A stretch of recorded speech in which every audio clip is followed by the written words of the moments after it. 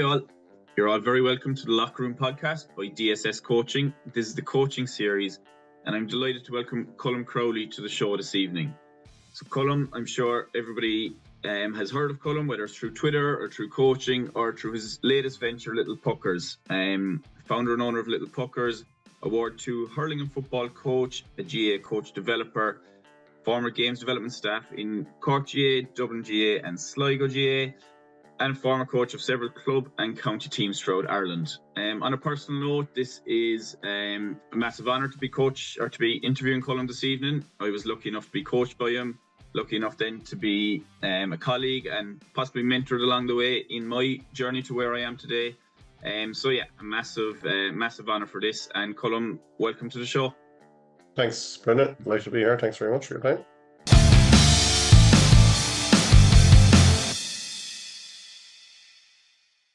Great stuff. I suppose a brief kind of description there of yourself, and we'll kind of touch on all those as we go through the show this evening. But I suppose the big one, kind of where you're at today in your coaching journey, is with Little Puckers. So would you be able to tell us a bit about that and kind of where did the idea come from and how it's progressed since it started? I don't give any too many trade secrets now, but so Little Puckers is basically active play group for 1.5 to 5 year olds. So a lot of GA clubs don't take in kids until they're in junior infants or 5 years of age. So it was just a market I seen potentially could be something that would work out. I suppose a bit of background. I had twins in 2021. And as anyone out there who's a parent knows, you spend a lot of time going, what in the name of God are we going to do with these ones there during the day? So when you have two of them there, it gets a bit tougher. So we actually found ourselves, myself and my wife, going to probably 2 or 3 different classes every week, be it open play gymnastics, kind of a free play thing, or it could be a range of different things. We tried an awful lot of things just to get them out, get them active, get them meeting people, and I suppose after COVID, getting us out and active and stuff as well. But I just always kind of felt there was a niche for high energy, I suppose, full participation play group in the area. So I might have seen other play groups, active play groups and sporting based play groups in the past with nieces and nephews and stuff like that.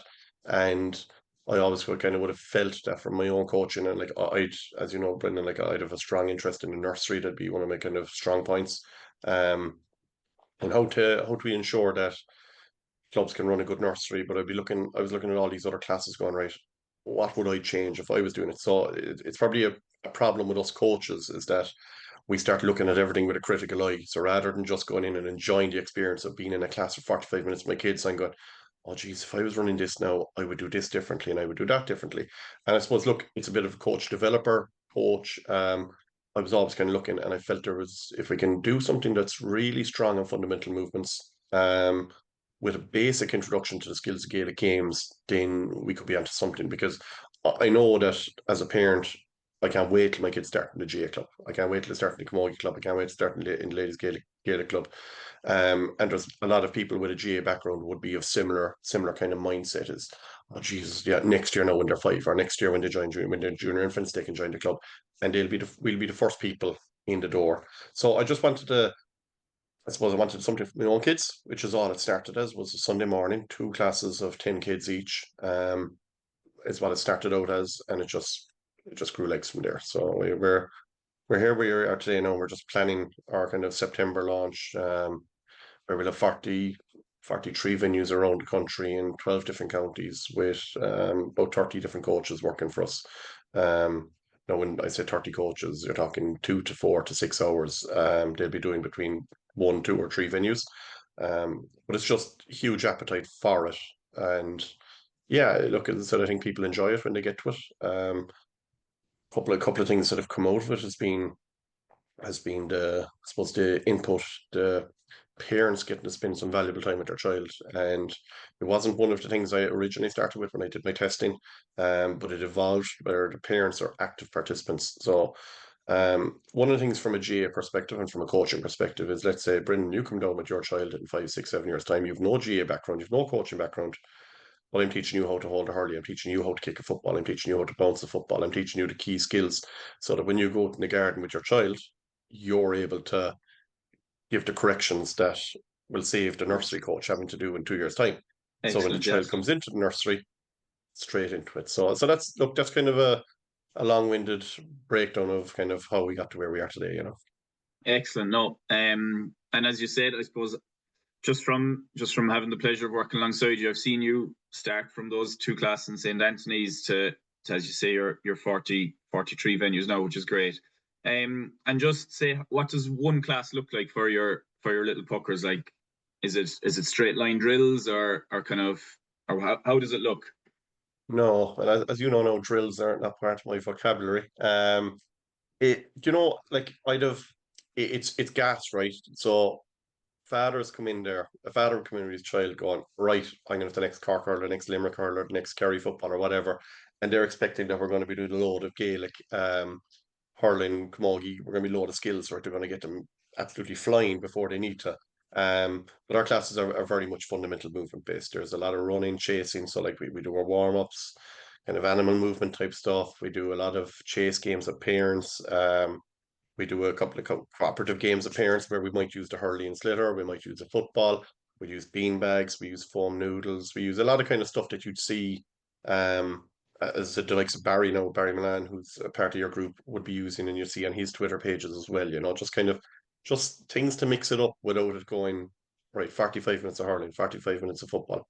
So it's just like what one of the aims at the start with the group was that I want kids to have a really positive experience of being a part of a sporting group, whether they go away and play soccer, rugby, hockey, cricket, whatever it may be. They had a really positive introduction, because I suppose one of my fears with a lot of clubs is that we just go, oh, here, Brendan, you go in there, look, will you look after that group? And you might, with the best will in the world, Brendan, you might have played junior or senior for the club, but you have no coaching background, and you're trying to get 5-year-olds doing solo in a football when they can't kick a football, you know. So just want to break down the barriers and just that the kids have a really first positive experience. It's pure fun, and away they go, you know. So it's a lot of running, a lot of chasing. The parents are fairly active in the class. They can put up a couple of thousand steps in the class. And it's basically that. It's like, think of the types of games you might play with, likes of cups and saucers, you know, monkeys' tails, just fun activities that are not hurling, are not football, but the skills that they're using will transfer over to those games in time, you know. Excellent. Yeah. No, that sounds great. And as I said, I've seen it firsthand, and it really is. So look, Colm, so just moving on, I suppose, moving on in this, but casting your mind back there, so kind of the inspiration, or where the inspiration kind of came from coaching in the first place, and why getting involved in the GAA felt was the career path for you. I suppose, look, my father would have coached me an awful lot. I remember going down the pitch in Bandon. We lived in Bandon originally. We're Bandon people, I suppose, before we moved to Killa. I remember going down to the pitch in Bandon when I was 5, and Bandon Shade, so that would have been the late 80s. They had, uh, and what we now call a nursery, they had that running back in the late 80s. No, I don't think they knew what they were actually doing, as they call it, nursery or a structured program. But I remember being in, they had 6 or 7 stations around the pitch where you do a hurling activity, football activity, a hurling activity, a football activity, and you'd move around the pitch like that. So I can remember going up to that pitch when I was 5 with my older brother, who was probably 6 or 7 at the time, for under 10 training. So it was 5s to 10s, all training together. Now I'd imagine they probably did group us into some sort of an age cohort. I can't remember everything, but I vividly remember standing on the main pitch in Bandon as a very young child with that kind of doing that, you know. So my father was one of the people that was coaching, um, and he was a player, and he would have brought us to all the games that he played. And speaking to local journalists last week about pitches in around Cork, and we were going through the pitches in West Cork. Like, I remember going down to matches with him when he was playing, and we were probably 4 or 5. and there'd be a playground beside the pitch, and we go and play in the playground for an hour and a half, and then he'd come over and pick us up afterwards, you know. So we were just constantly put into that environment of playing, of GA being part of our being, you know.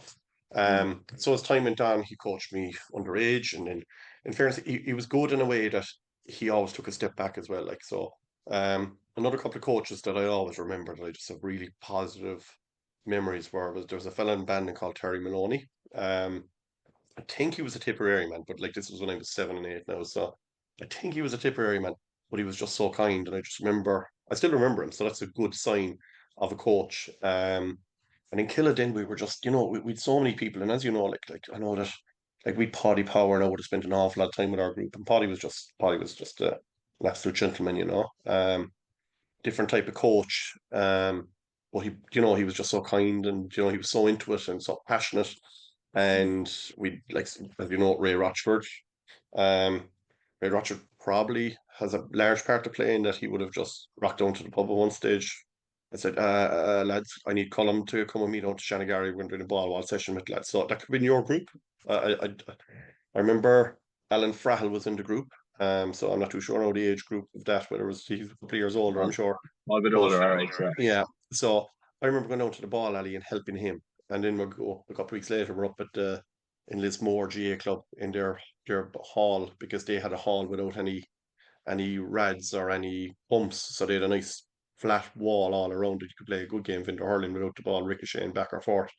And I'd be up there helping and refereeing. So just had good coaches, good coaches that made me enjoy the time I was there. Like Tommy Seward, like just I could keep going on, Brendan. Like you got Tommy Yeah. Seward, Rory O'Connor. I know you probably didn't get a chance to meet Rory, but just people that just gave so much time.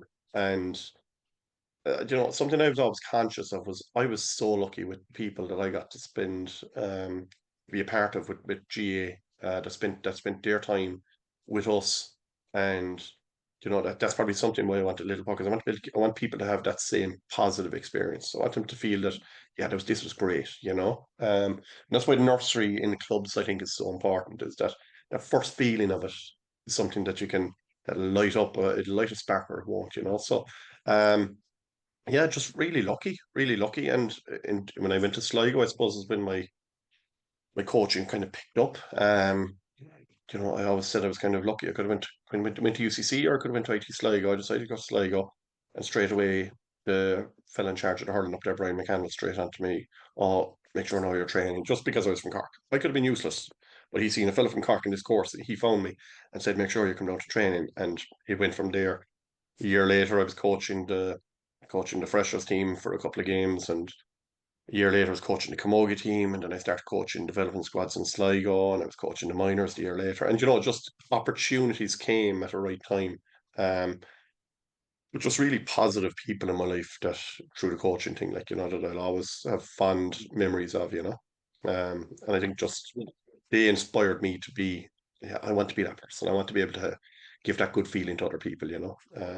So yeah, just very, very lucky. Excellent. Yeah. I suppose you can kind of see the full circle.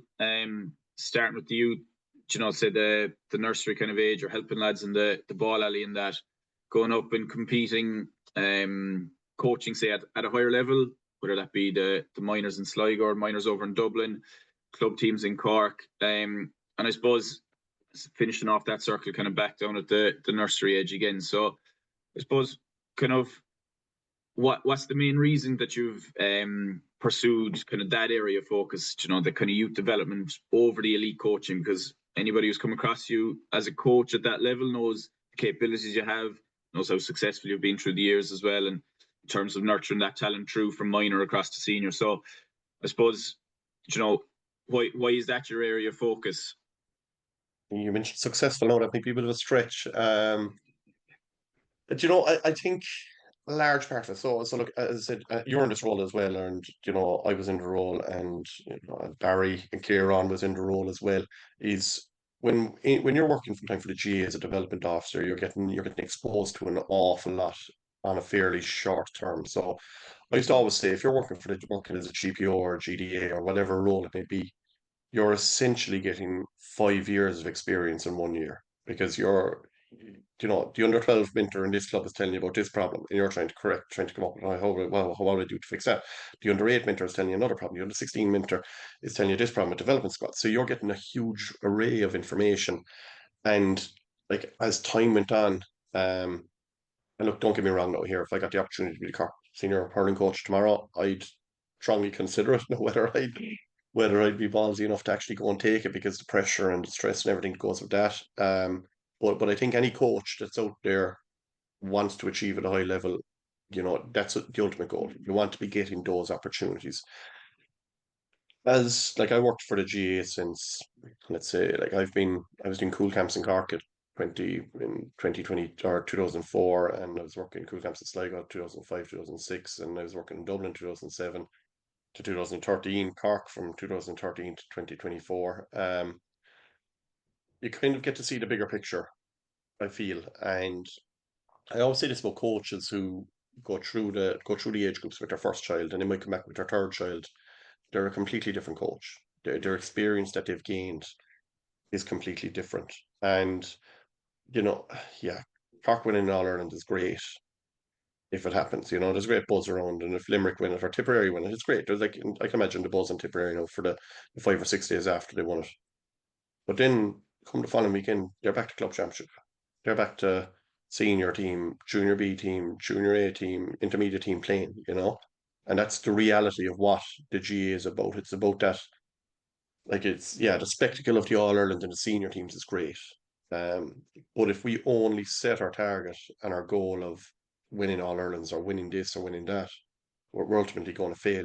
And I'm very much an advocate now of keeping people as involved as possible for as long as possible. One of the things that I always say at my workshops is like, you could have Brendan Delaney over there is the best player in the club at under 12. He's absolutely brilliant. He's playing under 14, the under 16s even want him, but he can't. Blah blah blah. He's going to play for Cork or Dublin or whoever. And you got Colm Crowley, who's a poor old crater. He's got no older brothers or sisters. His family aren't that into it, but he comes up every time and he tries, but he's just not that good. Colm Crowley could be your treasurer. He could be your registrar. He could win the lotto and buy you pay for a full size AstroTurf for your club. Um, we have to keep these people involved for as long as possible. And I suppose the elite side of it is very marginal. It's very small. There's a very kind of tight group in it, and it can be caught up in its own bubble of importance. And I spoke to a girl yesterday. Probably I give away, but she was a Cork Camogie player for the last 10 years maybe. I don't think she's that old actually, maybe less. But she took this year out, and I was just I spoke to her yesterday just down the pitch for 2 minutes. And I was going, "How are you finding it?" She goes, "Oh, it's just different." And she goes, "You just get to do other things, get to see other things from different perspective."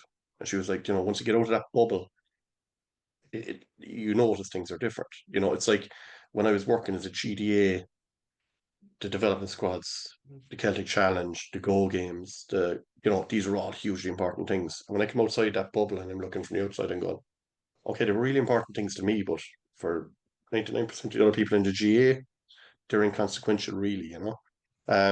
So a long way of getting around it is that making sure people have a really positive experience is the most important thing. And if someone goes on and plays intercounty or plays first team in the club, that's great. But 95% of people won't ever get to that level. And we have to provide an organization that does that. And we're very lucky. Like the GA have been so proactive. You look at the likes of the All-Star programs for kids with special needs and stuff like what the GA clubs in parts of the country are doing at the moment is just unbelievable social work. And that's what the GA is. Like I was lucky that I played in Killa and I got started all the time because we only had 16 or 17 players. But if I was in a bigger club, I could have been thrown aside a lot earlier. And it's something that I want to make sure doesn't happen to people. If people want to be there, we have to find a place for them. So, like as I said, it's great. Development squads, county teams, minors, under 20 seniors, that's all great, yeah. But there's so much more happens outside of that. And you see the clamour, oh, we need a longer intercounty season. No, we don't. We actually probably need a shorter intercounty season. We need to let people go back to their clubs. Let this girl that was in the Cork Camogie team spend more time with her best friends that she grew up with, and rather than it just being, okay, now you're back to your club, you're playing championship for 3, 4 weeks, and that's it, your year is over.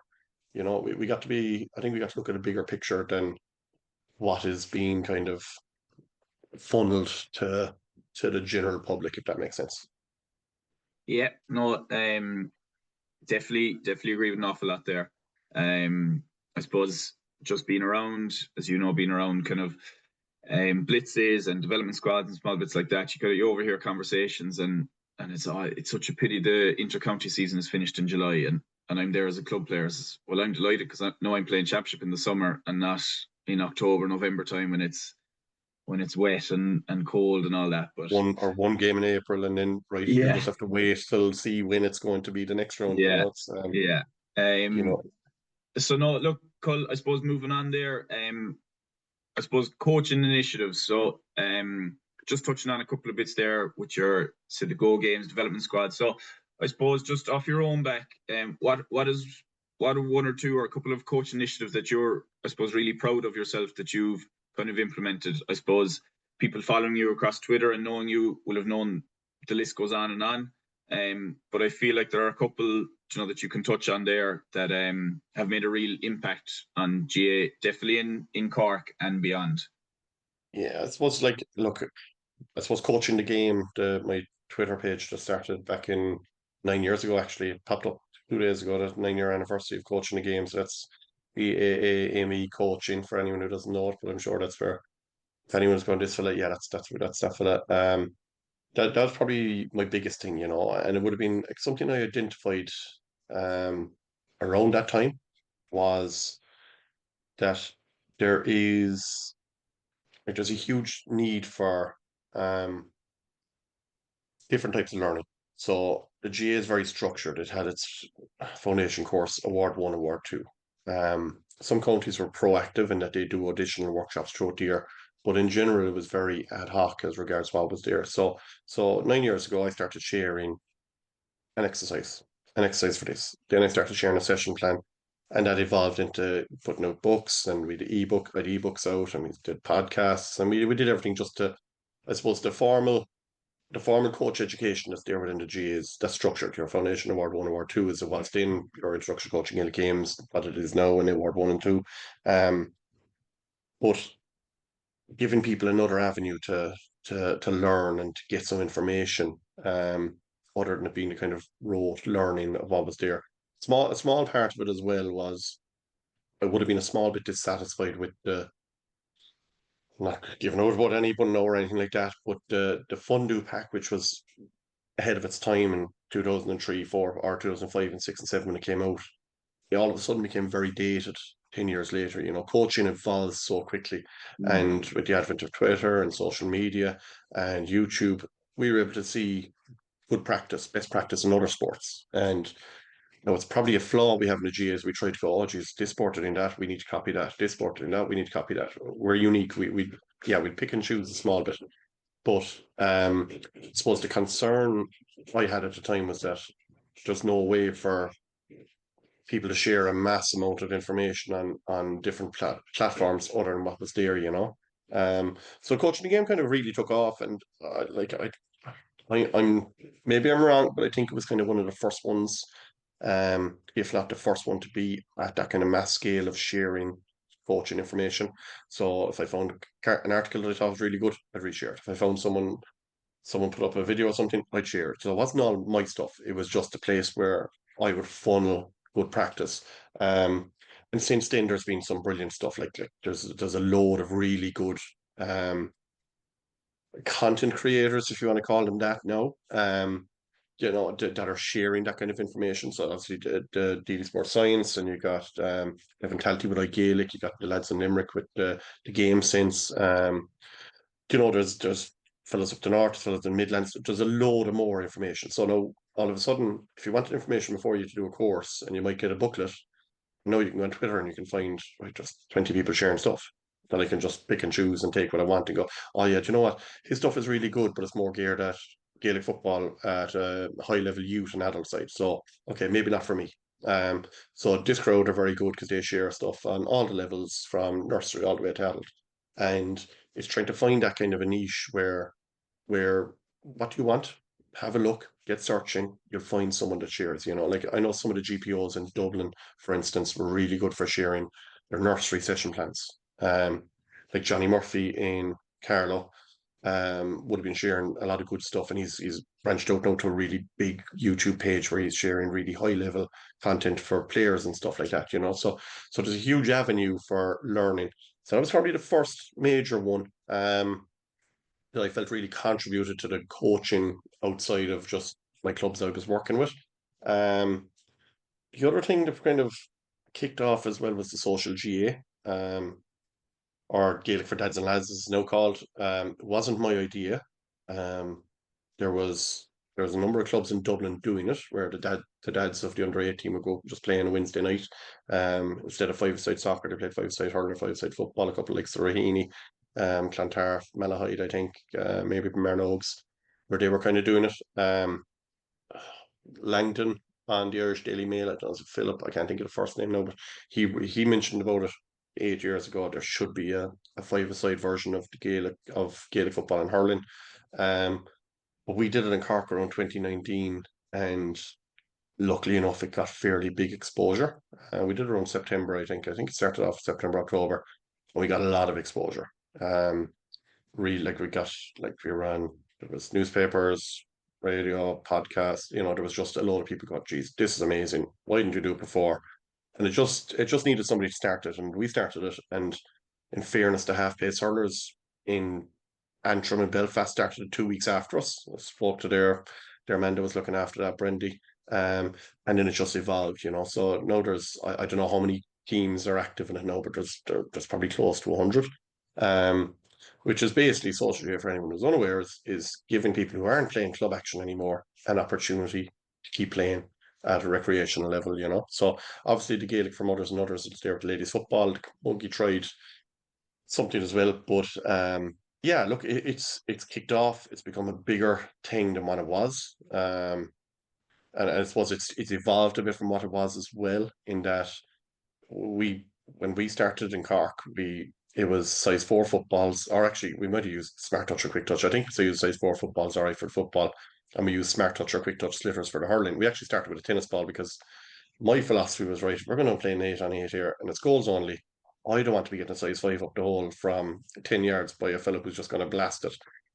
So if you get a tennis ball, what about it? But yeah, it's kind of progressed into a much more structured, Crow Park have someone designated looking after it. They run their national days and stuff like that. So they kind of be the main things outside of little puckers, I think, that kind of have brought value to other people within the association, if that makes sense. Yeah, no, definitely. Love the books from coaching the game, and was really happy to see Social GA kind of take off. And as you said, it kind of seemed to spiral from starting below G, so which is fantastic. Yeah. Yeah. So look, moving on. So as we mentioned above, involved in several teams throughout your coaching career. Which group really stood out for you being involved with, and for what reason? He's trying to get me in trouble here with that question. Do you know what? Every group has something different. I'm not going to say any team was more important than other. I generally like go back to coaching under 16 Camogie team in St. Maurice. Just really enjoyed it. Great crack. I know that if I bumped into some of those girls tomorrow, I could sit down and have a chat with them over a coffee for half an hour. Um, yeah, like I was very fortunate. Like the one thing about my coaching career, I was very lucky in the way I was given opportunities. Like when I was in Dublin, I was not put in charge. I was one of the 3 people or 4 people looking after a Dublin under 14 hurling team when I was 23 years of age. Um, just kind of going, Jesus, okay, yeah, if you want me to do it, I'll do it, no problem at all. Um, 2 years later, I was coaching the Dublin minor hurlers at 25 and 26, and we got to an All Ireland final, and we got 2 All Ireland finals in 2011 and 2012, and lost in replay to Tipperary, who had Ronan Maher, Mikey Breen, John McGrath playing. So still haunting me 13, 14 years later. But just like I got opportunities from that. I got opportunities to go into UCD with the freshers, and again, just working with high elite players. Like just thinking off the top of my head now, like we won a fresh roller in 2014. And like I'd like Colm Crowley and Keane O'Callaghan, Conor McDonald, just fellas that played intercounty at a high level for a long time. Um, and just the opportunities. So I was really blessed to get a lot of opportunities with teams like that. And, back in Cork, like I was in Middleton last week with my kids on Saturday. We went to a farmer's market and went to an open farm. And I just bumped into two lads from Dungourney that I coached probably 5 or 6 years ago, and able to have a chat with them for 5, 10 minutes about life, and it's just so that I don't think there's any one team I'd say that, right, if I could only go back and now and just do one team only, which one would I do? Well, maybe I'm thinking about it now. I had a really positive experience with that first development squad in Dublin that I had. Unfortunately, I left. I was back at Cork by the time they got to minor. But we got a good run at the Tony. Lost the semi final of Tony Forest. Still, there was a good few players went from there to playing senior, like Shane Barrett, Ryan McBride, Chris Bennett. Just a lot of good young fellas. Just had good time and good experience and a good learning for me. But it just extremely lucky as to the opportunities that I was given in Dublin and the opportunities in Sligo. I was still a student, like I was in fourth year in Sligo, and I was actually living up there during the summers, and I started playing with Sligo senior hurlers, and in 2007 or 2006, did no manager at the start of the year, and they asked me to coach the team until they found a manager. So like I was 21 years of age and coaching the county team, coach stroke player. It was only for 3 or 4 weeks, but it was still an opportunity that someone was willing to give me. Mm. And it's just very fortunate with people that were put their trust in me as a coach, as a young person, because I'd feel a lot of time that people go, "Ah, Jesus, he's too young for that. Like, she's too young for that." Like, what do you want him to be? Do you want him to have 30 years of experience? Does everybody have to have an exact CV of what should be a coach for an intercounty team or a club team or whatever?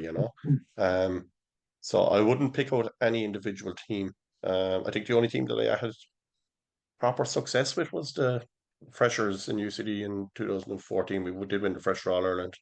Um, but other than that, it just, the journey. 2013, we had a great year. And that's what we got to the semi final last UCC.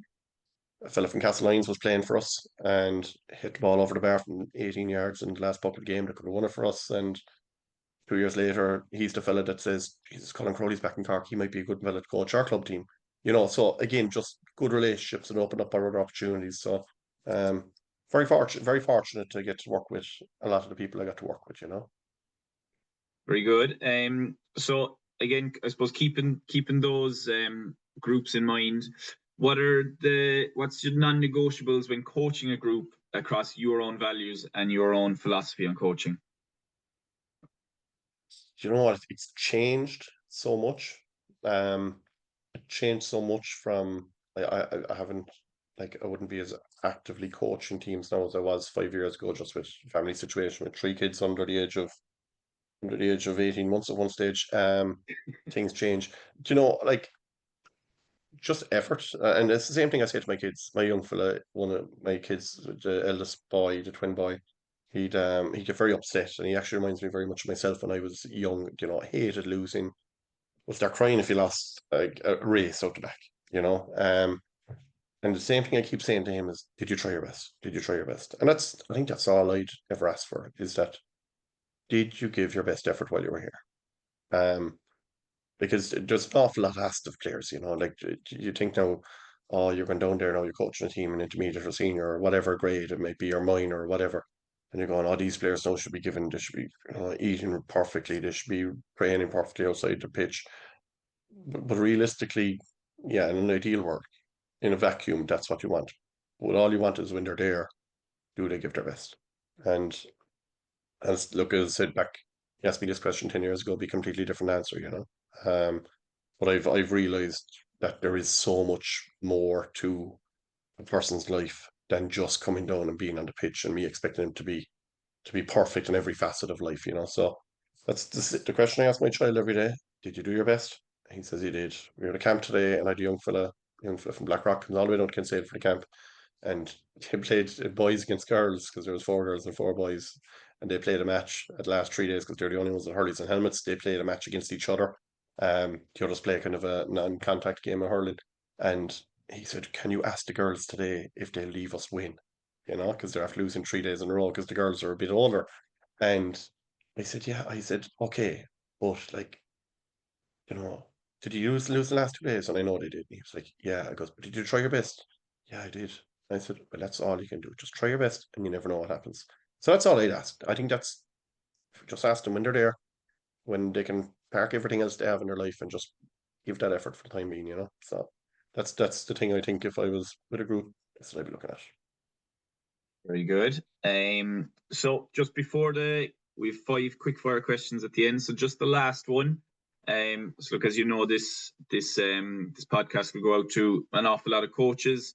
Some with massive experience, some new, potentially beginning their coaching journey. So I suppose touching on your 20 odd years of coaching experience, what's the one piece of advice you feel new coaches, if you could even go back and tell yourself 20 years ago, one piece of advice that has really shaped you as a coach or really helped you on your coaching journey?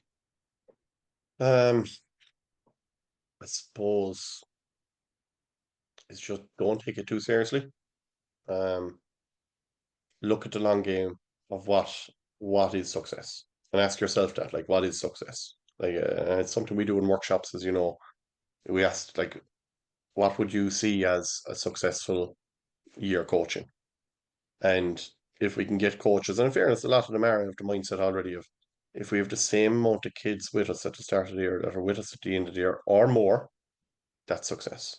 And and I think that's it. Like, look, as I said, if we're going to be judging ourselves on titles and cups and stuff, there's one team in the All Ireland Football Championship out of 30, 33 or 34, can win it. Like, the rest of them aren't failures. Like don't tell me Mead this year is a failure. Yes. Like, if I'm Robbie Brennan, oh, we got hammered in the All Ireland semi final. Yeah, but like, it was a great year, you know. And if he's only basing it on a title, okay, yeah, they had a shit year because they didn't win Division Two, they didn't win Leinster, they didn't win All Ireland at all. We're brutal, we're the worst team ever. But no, like what they did to advance and be better than what they were before, it's huge development. So I just say to coaches, just look at the big picture that winning under 12, winning under 8 blitz, winning all these underage things, nobody really remembers them. Um, Nobody really remembers those things. Is just think about that you'll have someone like me in 30 years' time talking positively about your impact on that person, you know, that you want to have that positive impact. And I know it's not going to be possible because like every kid is different. Some kids are just mad into it. Some kids are just brought up because mommy or daddy are there. They're going to drop away naturally. But can we make sure that if they do drop away, they still had a positive experience of it, that they still got an opportunity to play a game. They weren't just sat on the bench every week, that they were given a chance to just be an equal with everybody. And at the end of the day, they're still children. I know everybody probably saw was it Hugo Keane under 14C team in Blackrock at Yeah. a couple of years back, whenever, how many years ago? No, he could have been 12. I don't know. He could have been 12 at the time. Like, nobody knows. There's a bit more context to this. But, you know, because a child isn't there now doesn't mean they won't get somewhere in the future. So play the long game, keep them involved for as long as possible, make it as positive and enjoyable experience as possible. And if you win stuff along the way, well, more power to you. But don't judge that as your journey of being a good coach or a bad coach.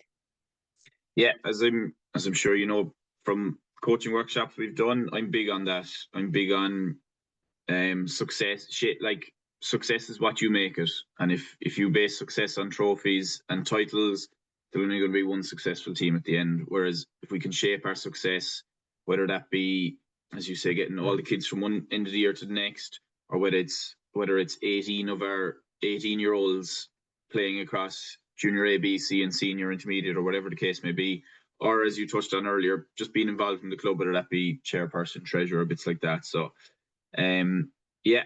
So, Cole, as I said, onto the quick fire questions. They can be as quick fire as you can.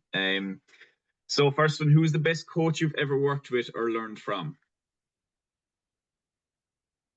Um, you're making me insult a lot of people here now with this. It's all Do right. you I know what? won't Like, take offense. very, very fortunate. I like obviously there's traits with so many. Like the best technical coach I would have worked on would be Michael Connolly, Waterford man living above in Dublin, who would have been instrumental to Dublin's hurling rejuvenation. He was a hurling development officer in Dublin back in the noughties. Would have put a couple of good structures in place there. Put an excellent hurling coach. He was with the minors in 2011 and 12 with me. Um, and he'd be dipping in, and I'd be kind of going, "Geez, that's brilliant stuff he's doing." So from a technical perspective, he was very good. Um, but from a management coaching, then, like as I said, like my dad, I always just I'd be looking in awe at how young fellas would be looking to him and listening to him, and I'd be going like, how do I get there what he has? And I think he can work in it, but I just, it's something natural that he has an affinity to get a response from people.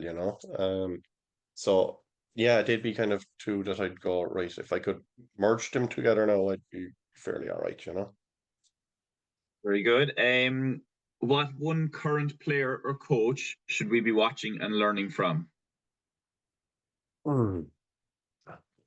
Yeah, these questions are getting more controversial. Go coaching, right? So I suppose people that you see, you see, as you know, right? If people in Cork, if I picked out a fella in Cork and I dropped him into 20 other counties in Ireland, he'd be seen as an absolutely unbelievable coach, and he'd be given fantastic opportunities. And because Cork, the size of it, and the amount of clubs, and the amount of players, and the amount of coaches, opportunities are much harder to come by. Like Jamie Wall, obviously, is somebody that I've seen in action. I just think excellent. No, really good reputation. What he's done with Mary I and what he's done with a lot of club teams. So, like, he might be an obvious one anyway. Um, like there was people I've worked with at development squads, like so Joe Regan, like I'm again Cork centric now. Joe Regan, Bars man, he was with all furlong with the minors, with Ben O'Connor with the 20s when they won the All Irelands. Just top class of what he does. There's a fella from Blarney called Paul O'Leary, who is a young up and coming coach. Who I'd love to see get opportunities with at a higher level, because I think just what I've seen him doing at development squads and at club level is just top class. Um, Conor O'Shea, I was to say a protege of mine. He would have played for me in UCD, but when coaching me for 2 years in UCD, and now he was part of the coaching team at Kildare senior hurlers this year. No, he probably learned more from his father, Eamon, below in Galway, than he did from me in UCD. But just someone that young has been given really good opportunities, and I'd say he's a fella that'll be in high demand over the next couple of years as a hurling coach. Um, Last one that I kind of see that potentially could be going at a higher level and be visual, let's say, would be Paul O'Brien from Dublin. Paul was the Dublin manager in Dublin under 20 manager in 2020 when they got to the All Ireland final. They lost Cork by 3 points.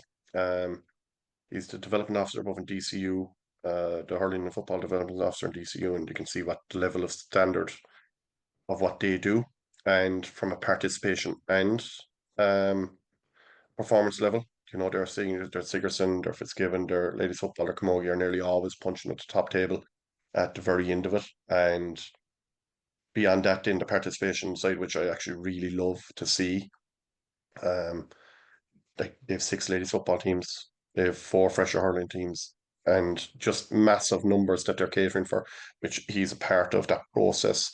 And unfortunately, he was in the backroom team with the analysis for the Tipperary senior hurlers against Cork a few weeks ago. So he's a fella that I imagine will be another name that we'll be seeing a lot of over the next 10, 15 years, be it as potential future manager of counties or coach or something at a high level. But they're the kind of people that I kind of see that, geez, if they get an opportunity, if they get a chance, we'll, they'll take it when it comes. And yourself, other than that, yourself, of course, Brent. Yeah, as I said, you're young, you've got an opportunity, a great willingness to learn, and there will be space for you to develop. And as I said, unfortunately, I know that the rules within the GAA dictate that you can't get involved with minor teams and under 20 teams in the county and stuff like that, and senior teams, um, which is a shame to have those rules in place for the GDAs and stuff like that. But it's yeah, I think like just people that want to get better, people are willing to learn, people that are willing to take advice, people that are just willing to go, right, what can I learn from there now that'll help me here? So those are the kind of people that I just mentioned there would be, I think, fall under that category, you know. Yeah, definitely a great list of coaches there that I'm as you touched on there. I'm sure we'll be hearing and seeing more of as the years come on. So what's your go-to coaching resource, whether that be a book, podcast? What do you get your real inspiration from? I wouldn't really have any exact one. I'd be very much like I would try to get like you know, when I was in charge of coach education, for instance, in Cork, I was basically going, right, who would I like to see? I'd like to hear from Shane Keegan. Who would I like to see? I'd like to hear from Michael Finlay. I'd like to hear from Brendan Bugler. What are they doing in Flannans? What are they doing in Clare? I'd like to hear from Kevin Walsh. What are they doing in football? That he's been going from county to county, between Sligo and Galway. Now he's with Cork subsequently since. You know, so I was very fortunate that I was able to kind of go, right, I'm in charge of putting together this program. Who do I want to see? You know, so that was really kind of really helpful. That like, I very much I listen to podcasts, read books, read articles, see the Twitter threads that fellas put up about this, you know, like you know, they talk about David Clifford running patients and all this, and they highlight how it could transpire elsewhere and how, you know, so it's constant just little nuggets as opposed to any one place. You know, I mentioned a lot of places or a lot of things earlier on about the people that are sharing lots of content. So there's loads of places, but it's just been a willingness to kind of open your eyes, open your ears, listen to people, snip here, snip there, and find what kind of works for yourself. But it's yeah, it's just constantly, as I said, informal, formal, non-formal.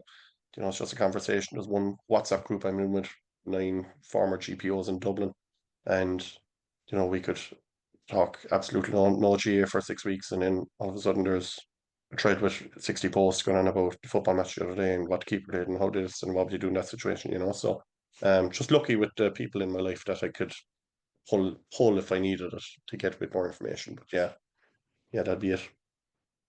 Yeah, and DSS coaching, I'm sure as well. Oh, of course, top class. Yeah, no, as I said, in fairness, like you view any coaches at a higher level, um, like just know we're giving that kind of like just go back to the stuff that Kieran was sharing back COVID time when he was sharing their periodization plan for London GA, like you're kind of going, fucking hell, this is stuff that maybe is only been done in 40 places and in Ireland, you know, 40 little groups are looking at this kind of level of stuff. So be able to share that and like I suppose the biggest thing with coaches and the biggest tips I give them is dip and take out what you want out of it. You know, you can't don't ever copy what everyone else is doing. And the same thing whenever I wrote those books, I'll be going, this book will get you to 60% capacity. The last 40% is how you modify it, how you change it, how you make it work for your group. So don't just take something and go, oh, that's it, that's perfect, that's golden. Because it's never golden, because every group is different, every person is different, every coach's ability to get a message across is different. So everything is great, but your willingness to adapt it and to change. And you know that's why I'm so like you look at all the Twitter accounts now with sharing content and information. Um, you know, just have a look at it and go, right, okay, how can I modify that for my group? And that's what coaches should be doing. Is not going, Yeah. oh, that's a brilliant exercise Colin put up, or a brilliant exercise Brendan put up, or Barry put up, and I'm just going to do it. Why are you doing it? What's the purpose of doing it? Understand why it's being done and how it's going to benefit your group, you know. So that's a large part of it is just, as I said, seeing things, acknowledging that that's great, but I have to be challenging myself to make it better, you know. Yeah, excellent stuff. Another controversial one for you. What's been your biggest coaching mistake, and what did you learn from it?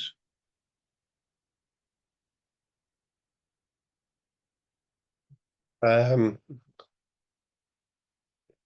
do you know, like from coaching, I wouldn't say there's been any major mistake that steps out, right? Because like everything is trial and error anyway. Like we'll all make mistakes in in an exercise, trying to do something, set the bar too high, and it's acknowledgement of that and being able to correct it as part of the learning process. So I wouldn't say there's been anything that I've gone, oh Jesus Christ, that's the worst thing ever, and it's never been able to rectify it, Um, because maybe when I rectify it, I just forget about that it was flawed initially, which is probably what happens a lot of the time. Um, like I remember there was one, not coaching but management, when my first management gig, let's say, with a club team, an underage club team, and there was a small, very, very minor indiscipline by one of the players, and I did something. I dropped a player from a championship game, which I shouldn't have in hindsight, and I regret ever since. Um, and it's just I was thinking, oh, he needs to be treating this the same as that fella and that fella and this fella. That person was different. That person had a different personality, and I expected them all to be held to the same account and the same level, which wasn't fair because everybody's different. So that's one thing I took it too serious from what it was, and no, that player and me, we've a good relationship, but it's something that I regret a lot. Me thinking I was the big man, I'm going to make this decision, I'm going to show him who's the boss, and ever since the night after it, I regret it, and yeah, it's just as I said, it's just suppose getting feedback and getting people, coaches, selectors to give opinions and being able to take them all on board is important. And that day I didn't take on the other people's opinions, and it's a regret I have. But it's something I learned from very, very quickly, thankfully. So, yeah, other than, I'm just trying to think what else. Like, it's just, I suppose the one thing all right would be, um, again, when I was a novice coach, when I was a young coach, was thinking that, oh Jesus, this is after getting us so far, this is going to keep working.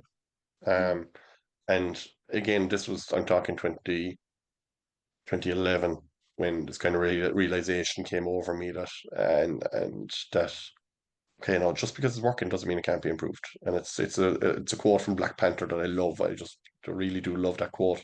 Just because it's working doesn't mean it can't be improved.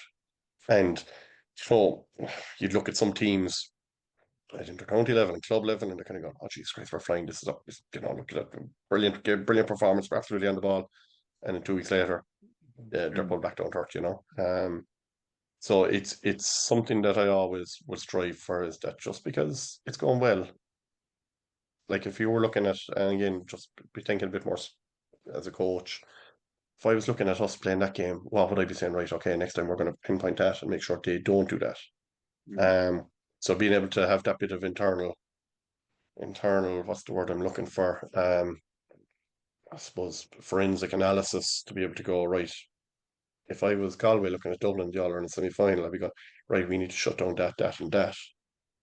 But me and the other side going, oh no, I think, no, sure, here, best of luck trying to shut down that. That's absolutely fine. And they're able to shut it down, and then we're kind of going, oh. So that was Yeah, something that realised early, and I was fortunate to. So yeah, so that'd be it. very good. And the last quickfire question: what's one thing you'd change or like to see more of in the GAA?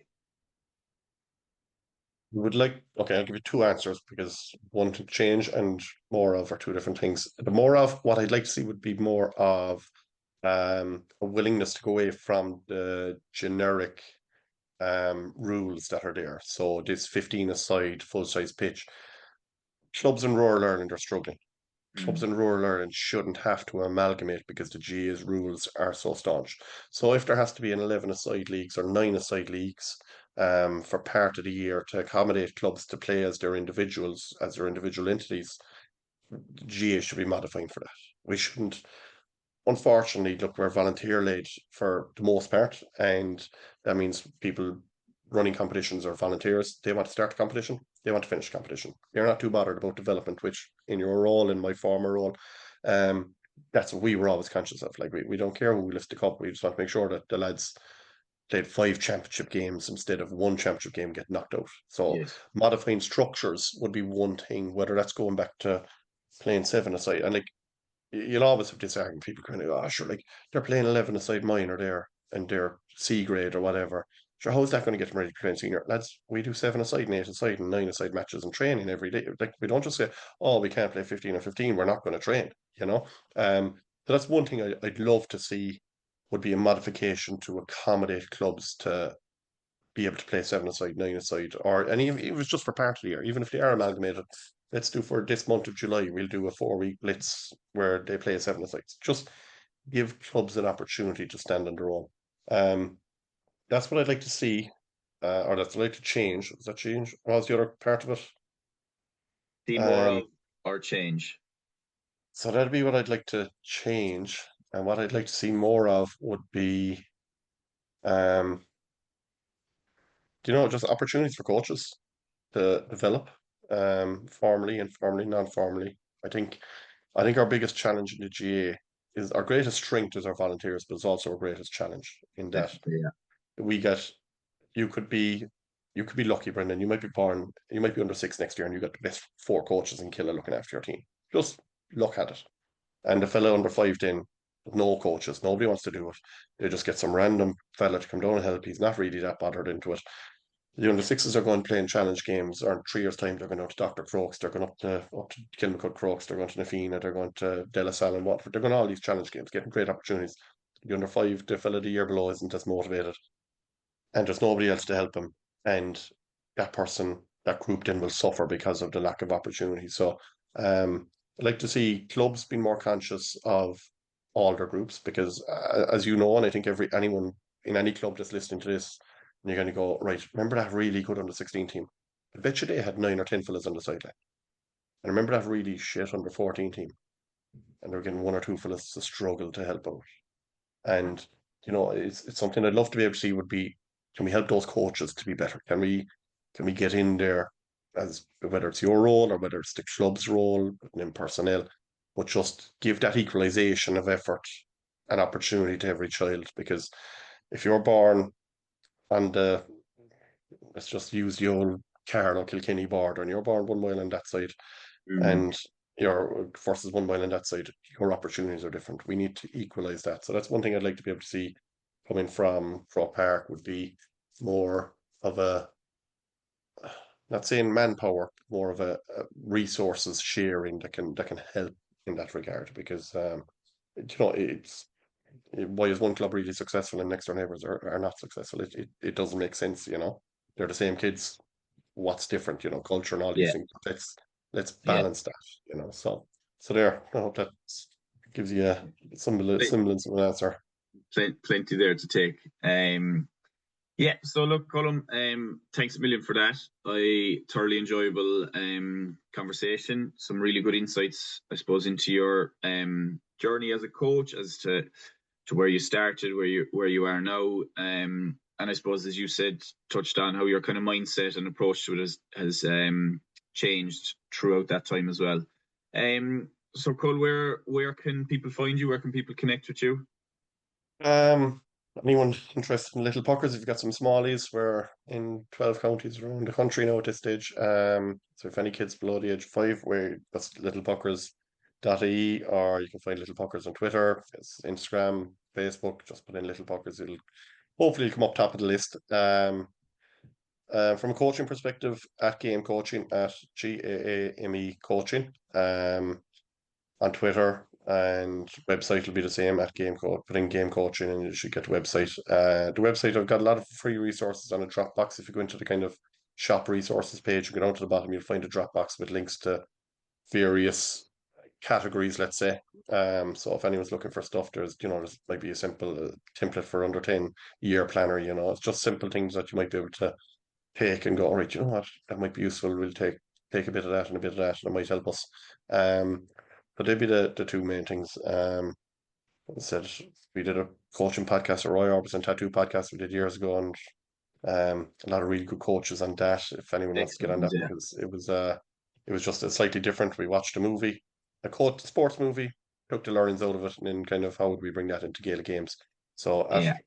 at Roy Orbison Tattoo Podcast, again, you'll find it somewhere, but it's yeah, there was some really good ones. like the Dara Egan one in particular, from a club development perspective, was a really, really good one. Like Liam Morgan, just give it like everything I said now, make that 10 times better listening to Liam Morgan for an hour, you know. So yeah, just anyone interested, you can try out those kind of things, and it might be something that you might find helpful along the way. Excellent stuff. Yeah, so look, Colm, honestly, thanks again so much. I really enjoyed it. As I said at the top of the show, it's been a massive full circle moment for me, from being coached by you, mentored, working alongside you, and now interviewing as well. So it was great. I'd like to ask the listeners to first of all, I hope you enjoyed the conversation we've had. Subscribe, share, like, all the usual bits.